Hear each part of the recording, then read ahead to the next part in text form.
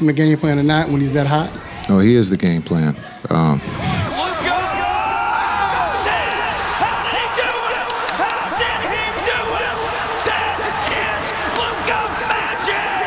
Follow the NBA on social media or turn on a random Mavericks game. Chances are high you'll come across clips of Luka Doncic just absolutely frying even the toughest defenders in the league, barely putting in any effort.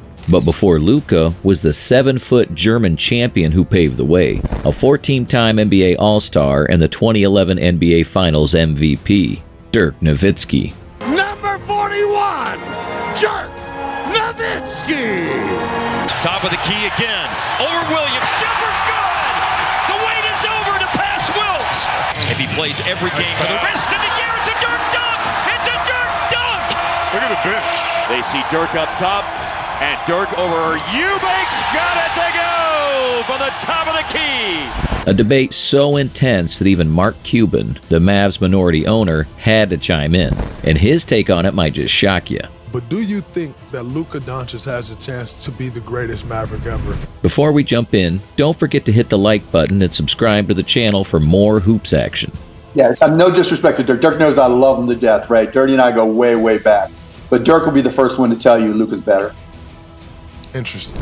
But why would Mark declare Luka Doncic the greatest Maverick of all time without any hesitation? After all, he was the principal owner during Nowitzki's era, when Dirk shaped NBA history and placed Dallas on the basketball map. According to Cuban, Luka has shown more potential. At just 25 years old, he's already established himself as one of the best players in the league. His unmatched versatility in scoring, playmaking, and rebounding sets him apart. Dirk is going to disagree with me, but he is. And the difference is, Luka can control all aspects of a game. With Dirk, you had to get him the ball in his spot. He's not going to bring the ball up and just attack. And I think that's the big difference. And imagine the expression on Dirk's face hearing his longtime buddy drop those words. You gotta see this. The good thing is here that Mark doesn't know anything about basketball, so he doesn't know what he's watching.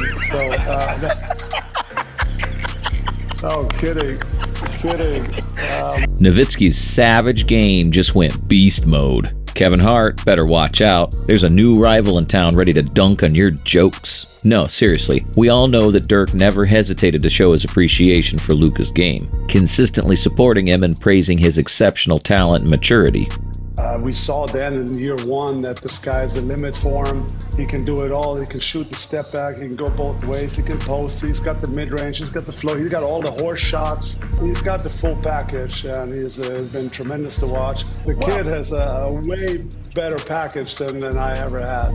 Back in January, Mavericks head coach Jason Kidd raised eyebrows when he claimed the Slovenian superstar to be better than Dallas's franchise legend and Hall of Famer Nowitzki. I've said this before, and I'll say it, for as long as I'm here, is you can't take this young man for granted. He's better than Dirk. He's in the atmosphere of MJ, the best to ever do it, LeBron, Kobe. And so just to appreciate what this young man's doing at the age of 24 is something that Dallas has never seen. And I've said this internally. He is better than Dirk. He does things that Dirk could never do. And now it's, the opportunity of getting the right people around him to ultimately win a championship. Tensions flared up as Kidd's statement faced backlash from veterans and analysts like Shaquille O'Neal, Jamal Crawford, and Stephen A. Smith. At this point, no NBA expert is ready to get into this debate despite Luka experiencing such a peak in only the 6th season with the team. Do you agree that Luka has surpassed Dirk Nowitzki on the Mavs all-time list? Share your thoughts in the comments below and get ready as we dive deeper into this controversy. Luka Doncic's career so far. After guiding his country to its first Eurobasket title in 2017 and leading Real Madrid to the 2018 EuroLeague title, while becoming the youngest player ever to win EuroLeague MVP and the Final Four MVP, Luka Doncic was selected with the 3rd overall pick by the Atlanta Hawks in the 2018 NBA draft. He was then traded to the Dallas Mavericks for Trae Young. Doncic averaged 20 points, 7 rebounds, and 7 assists during an 11-game stretch in December of that year, after which the Mavs realized they had by far the best player in the draft. In January, Luka was already the youngest player to record a triple-double and the first teenager in NBA history with a 30-point triple-double, along with multiple other triple-doubles. He was just the 5th player in NBA history to average at least 20 points, 5 rebounds, and 5 assists in his rookie year, and he was just 2 votes away from being the 6th player ever to win Rookie of the Year unanimously. After 2019, the 6' 7" point guard was chosen for 5 straight NBA All-Star games and earned 5 All-NBA first-team honors. Early in his sophomore season, Luka became the fastest player to reach 2,000 points in the NBA, 5 times faster than LeBron James, 10 times faster than Durant and Carmelo, and 75 games faster than Kobe Bryant. Doncic had an average of 29.99 for the season and made the All-NBA first team, becoming just the 2nd player behind Tim Duncan with that honor in his first 2 seasons. But when the playoffs started, Luka took it up a notch. In his first playoff game against the Clippers, he dropped 42 points, which was the most ever in an NBA playoff debut. In Game 4 of the series, Luka became the youngest player in NBA postseason history with a 40-point triple-double, scoring 43 points, 17 rebounds, and 13 assists, including this dagger for the win. Despite Luka averaging 31 points, 10 rebounds, and 9 assists, the Clippers won the series in 6 games. Luka's 3rd year saw him maintain his record-breaking hobby, finishing 6th in the MVP voting. Dallas again matched up with the Clippers in the first round, and Doncic was even better this time, averaging 35 points, 8 rebounds, and 10 assists. But the Mavericks lost again, this time in 7 games. And just like with all great players, critics began to question, how come Luka is so great but can't win in the playoffs? 21-22 season started and Luka came back with a vengeance. The guy dropped a career-high 51 points against the Clippers, his favorite customer. During February, he became the first player in NBA history to average 30 points, 10 rebounds, and 8 assists per game, while shooting at least 40% from the three-point range in a calendar month. But more importantly, the Mavs started winning in the playoffs. They got past the Jazz in the first round, which secured them in a tough matchup against the defending Western Conference champion Phoenix Suns, an intense series with the home team winning during the first 6 games. Game 7 was played in Phoenix and the whole world expected the Suns to advance. Instead, a complete abomination and a total blowout for the Mavs. Can you guess who stole the show that night? Gotta imagine that was tough for Booker to say after all the incredible plays Luka Magic pulled off against his team. However, in the conference finals against the Warriors, despite Doncic averaging 32 points per game, the Mavs were overmatched and they lost the series in 5. In the 2023 season, Luka set a career high in points, 60, and rebounds, 21, becoming the first player in NBA history to record a 60-point, 20-rebound triple-double in a 129-121 victory over the New York Knicks, and the only player other than James Harden to record a 60-point triple-double. Despite achieving several other records, the Mavericks missed the playoffs altogether. Year 2024 marked another step forward in Luka's career, as he honed his skills and further improved his game.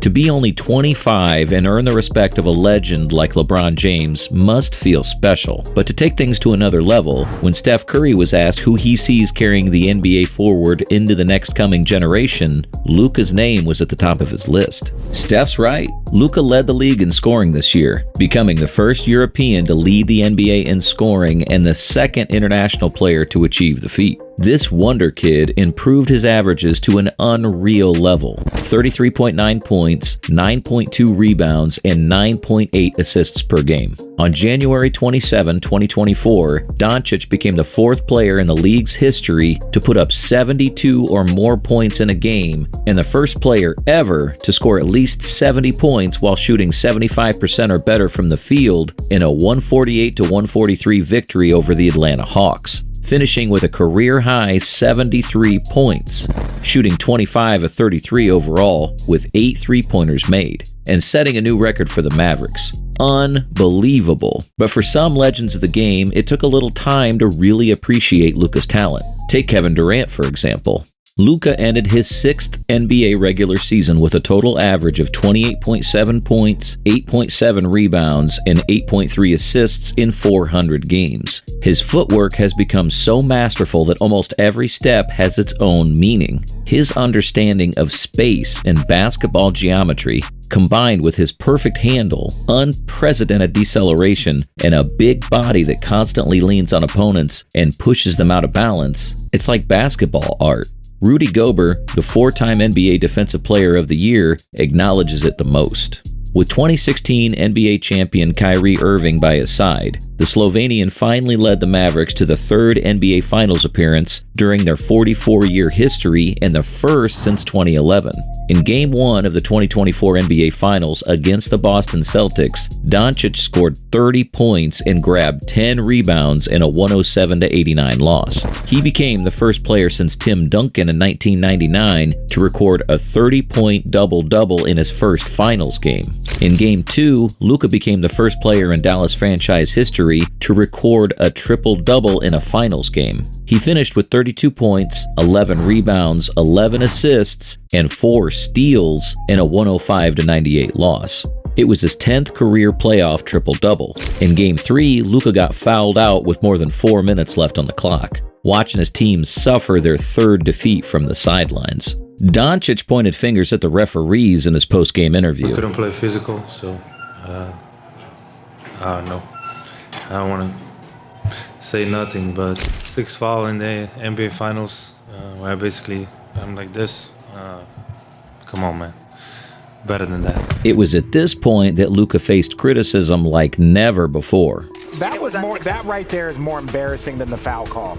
You're screaming at your teammates and your bench to challenge it when everyone in America saw it was a block. They're literally just doing that to appease you. That was the worst game of Luka playoff career, to be honest with you. He cost his team the game from the start to the finish, not playing with enough effort defensively, crying all night to the refs, and he did it in his post-game interview. This wasn't the first time he received negative feedback for his bad attitude and body language. Many believe that Doncic lacks composure and leadership, often seen shouting at referees and complaining about every decision, behaviors that can influence his team's performance. And maybe Clyde Frazier was right in calling him the biggest crybaby in the league. He's always crying. He's got to be the biggest crybaby in the league.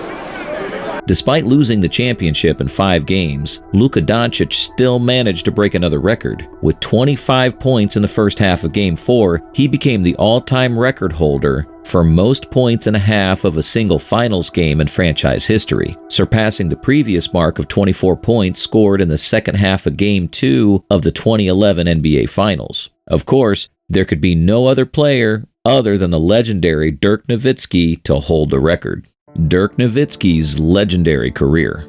The only player ever to play 21 consecutive seasons for a single NBA franchise. A 14-time All-Star, 12-time All-NBA team member, the first European player to start in an All-Star game, and the first European player to receive the NBA Most Valuable Player award. In Dallas, Dirk joined a franchise that had last made the playoffs in 1990. His rookie NBA season was a pure fight for survival. The 20-year-old felt overpowered by the more athletic NBA forwards, was intimidated by the expectations as a number 9 pick, and played bad defense. In his second season, the Mavs got bought by Mark Cuban, who invested a lot of money to improve the team. Things started to fall into place for the blonde German.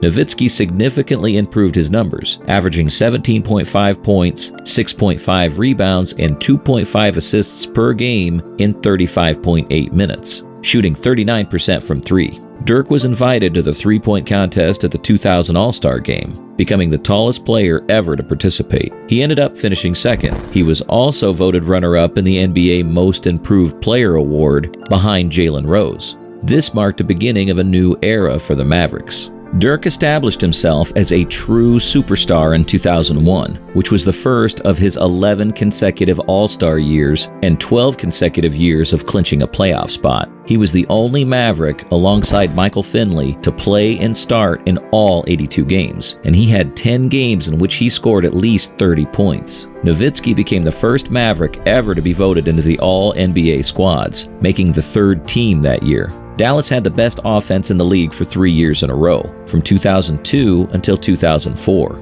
However, a lack of defensive presence led to consecutive playoff disappointments. Dirk led the Mavericks in scoring, rebounding, steals, and blocks. His averages continued to improve, which earned him a nomination into the All-NBA second team and his first All-Star game in 2002. On December 2, 2004, Nowitzki scored a career-best 53 points in an overtime win against the Houston Rockets. Nowitzki was voted to the All-NBA first team for the first time. He also came third in the league's MVP voting, behind Steve Nash and Shaquille O'Neal. It wasn't until 2005-2006 that Dirk made his first NBA Finals appearance, with a 60-game win record in the regular season. Dirk won the three-point contest in the All-Star game that season. During the playoff run, Nowitzki had some huge moments. A masterful 37 points and 15 rebounds against the Spurs in Game 7 of the Western Conference semifinals. 50 points and 12 rebounds in one of the best games in his career, Game 5 against his good buddy Nash and the Suns in the Western Conference Finals. The Mavericks finally advanced to the NBA Finals, their first Finals appearance in 26 years as a franchise. Unfortunately, the Miami Heat were a formidable obstacle on their path to winning that first championship. Nowitzki came back stronger in 2006-07. He shot a career-best 50.2% from the field, recorded averages of 24.6 points, 8.9 rebounds, and 3.4 assists, and led the Mavericks to a franchise-high 67 wins and the #1 seed in the Western Conference. With an average of 50% from the field, 40% for three-pointers, and 90% from the free throw line, Dirk became the fifth player in NBA history to join the 50-40-90 club. Despite a historic playoff loss against the 8th seed Golden State Warriors, Nowitzki was named the NBA's regular season MVP, and he thus became the first European player in NBA history to receive this honor. Outstanding individual achievements during what he described as the lowest point in his career says a lot about this guy's mentality. In the next 3 years, the Mavericks achieved over 50 wins in the regular season, yet failed to get past the first or second round of the playoffs. The few positive highlights for Nowitzki were his first career triple-double against the Milwaukee Bucks on February 6, 2008, and becoming the first European in NBA history to hit the 20,000-point milestone on January 13, 2010. Before the 2010-11 season, almost nobody saw the Mavericks as the title contenders. Dirk was 32 already. Against all odds, they defeated Portland in the first round of the playoffs and then swept Kobe and the Lakers, who were the two-time defending champions. In Game 1 of the conference finals against the Thunder, Nowitzki dropped 48 points and set a new NBA record by making 24 consecutive free throws without a single miss during a finals game. Dirk then scored 40 points to rally his team from a 99-84 fourth quarter deficit to a 112-105 overtime victory in Game 5. By defeating Durant, Westbrook, and Harden in 5 games, the Mavericks secured another finals duel with the Miami Heat. This time, they were a heavy underdog against the Heat's Big Three: LeBron James, Dwayne Wade, and Chris Bosh. Even though the Heat had more superstars and home court advantage, the Mavs had Dirk, who played the best and most clutch basketball of his career. During a Game 1 loss in Miami, Dirk injured his finger within the last 4 minutes of the game, but remained in play, wearing a split to support the torn tendon. In Game 2, he led a Dallas comeback from an 88-73 fourth quarter deficit, scoring the final 9 points for the Mavs. A driving layup over Bosh with his injured left hand with only 3.6 seconds left helped the team tie the series at 1. Okay, Dirk, you know what you're going to do. Let's just, UD, make his shots tough, make it hard on him. Try to make him not shoot 50%, make him have an off night, but he's still going to get 20. Despite having a fever in Game 4, Nowitzki persevered and hit the winning shot with 14.4 seconds left to tie the series yet again at 2. This gave everyone flashbacks of Michael Jordan's flu game against Utah in the 1997 NBA Finals. Dallas went on to win the next 2 games, with Nowitzki scoring 10 fourth-quarter points in the series-clinching game in Miami. Finally, a historic first championship win for the franchise. After averaging 10.5 points in the fourth quarter of that series, 27.7 points in 21 playoff games, shooting 46% from 3 and an incredible 94% from the free throw line, Nowitzki deservedly won the Finals MVP. His iconic one-legged fadeaway finally got recognition. Time you lift one leg and shoot it, everyone took that from Dirk. Do it every now and then. It's just a shot that can't be guarded, obviously. We've seen it, you guys have seen it over the years with Dirk. You can't contest it. You can't guard it. One of the deadliest, unstoppable offensive moves in NBA history that even LeBron James had to add it to his arsenal. The German wonderkind was finally crowned champion and got the praise he deserved for all of his hard work. There was only one guy on that list that was the main guy. So my question is, can your main guy be a stretch four guy? No. Because Dirk Nowitzki is the only main guy that was a stretch four guy that led his team to a championship. That pinch post, he did the fadeaway with the knee up where guys now, Kevin Durant, are copying him. Yeah. On the flip side, he just so happened to be one of the best 6'10", 6'11" shooters this game has ever seen. Despite the lack of team success in the next several years, Nowitzki had plenty to be happy about, apart from dealing with knee and ankle injuries. In 2017, he became only the 6th player in NBA history to reach 30,000 points, the first international player to hit this milestone, and one of only 3 players to score all 30,000 plus with one team. The others being Karl Malone with Utah Jazz and Kobe Bryant with the LA Lakers. Later that year, he won the well-deserved Teammate of the Year award. In his team's final home game in 2018-2019, Nowitzki scored his last 30 points in a 120-109 victory over the Phoenix Suns and announced his retirement at the age of 40. 21 years with the same franchise, a remarkable record that is unlikely to be broken anytime soon. His loyalty to the Mavericks is one of the greatest in sports history, especially if we know that he agreed to a smaller salary on 3 different occasions. Imagine that Dirk could have been $194 million richer if he had pushed for maximum deals. But money meant little to him. His sole focus was on winning, and he wanted to do it in Dallas. That's what makes his career really special. With a total of 31,560 points in 1,522 appearances, Dirk Nowitzki ranks 6th on the NBA's all-time scoring list. His offensive prowess and efficiency, unique skill set, lethal mid-range shooting accuracy, considering he's a 7-footer, wow, phenomenal. Surely he cemented his place as the best European ever and one of the best power forwards to play the game. A pioneer who played a brand of basketball 15 years ahead of his time. The impact this person had on the game is unreal. Different eras, different games. The comparisons between Luka Doncic and Dirk Nowitzki often overlook the fact that they competed in different basketball eras. NBA has witnessed a tremendous evolution over the last 2 decades. Back then, the game was slower and more physical, thus less scoring opportunities. Teams ran more set plays and players had more traditional positions with specific roles and skill sets. 3-point shooting was important, but not the focal point of most offenses. Players like Nowitzki, who could shoot from long range as a big man, were considered unique and revolutionary. The style of play has changed big time. Nowadays, there's more emphasis on exploiting mismatches. I think it's just crazy. Even the rules. How did we go from punishing the offense for initiating contact to rewarding it? I mean, the enforcement of some rules made life easier at the offensive end, allowing players to score more points. Not to forget that traveling violations are being more overlooked by the NBA year after year. Have a look at this. Nowitzki finished his first 6 seasons averaging 20.4 points, 8.4 rebounds, and 2.3 assists over 444 games. Now, you might think these stats are not that impressive, but did you know that Dirk played 4 of these 6 seasons when hand checking was still legal in the NBA?